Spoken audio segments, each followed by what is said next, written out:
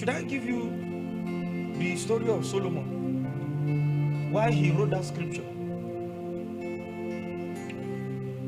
When Solomon wrote that scripture, Ecclesiastes 12:13, and he said, let us hear. Solomon was a man who have explored diverse facets of lust. When Solomon wants to drink, he doesn't drink 2 bottles.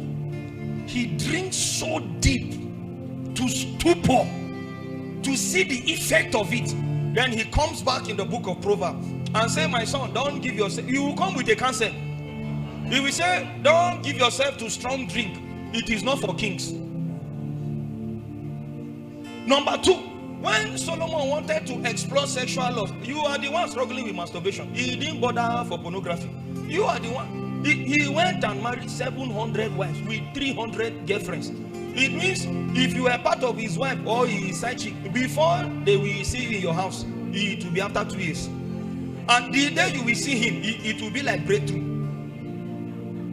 So a man like he explored, he went so deep to the point that the Bible said Solomon knew strange gods because of strange women. After he had seen the end of it, he came back and wrote a counsel. He said, oh Lamuel, don't give your strength to women, for by means of a warish woman, a man is reduced to a morsel of bread.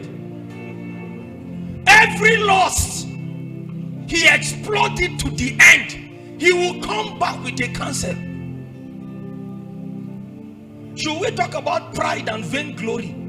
He was so wealthy to the point that a queen from another kingdom, Queen of Sheba, came to his kingdom and told Solomon, he said, the things my eyes are seeing, they are not up to half of what I was told. That's how the glory, he was so arrayed in glory. In case you are thinking of, let me hustle for your own, you just see 1 million, you couldn't rest. Why am I saying 1 million? They just send you 100k, and that 100k, your heart has been beating for 1 week. You have not even paid time for 100k. Somebody was arrayed so much in glory that the queen of another kingdom came and said, the things I'm seeing is not up to half of what I was told. She said, what kind of glory is it? She refused to go back to her kingdom. She said, let me remain here. Can you imagine that? That's how deep that guy went.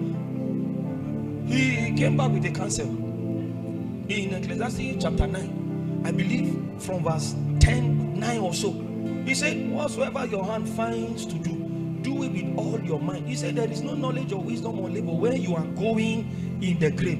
He now said in verse 11, he said, I returned and I saw under the sun that the race is not to the swift, the battle not to the strong, neither yet bread to the wise, nor yet riches to men of understanding, nor yet favor to men of skill, but time and chance happened to them. In other words, labor all you can. Everything is tied to season. If you like be depressed, everything is still tied to season. You are the one saying, I am 30 something years old, I'm not married, I should be bothered.